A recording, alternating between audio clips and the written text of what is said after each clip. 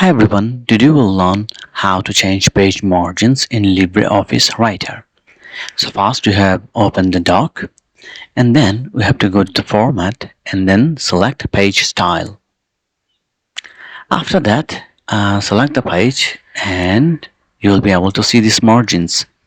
By default, it's 79.79 inch, but you can change them. There are two ways. You can either write or you can also increase it this way.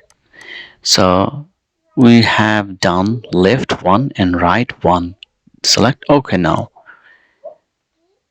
You'll see we have 1 inch margin on the left and the right.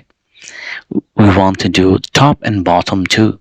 So let's go to the format again, then select page style. And for the top, let's do 2 inch. And for the bottom, we'll do 1 inch. Select OK. You don't have to worry about the gutter.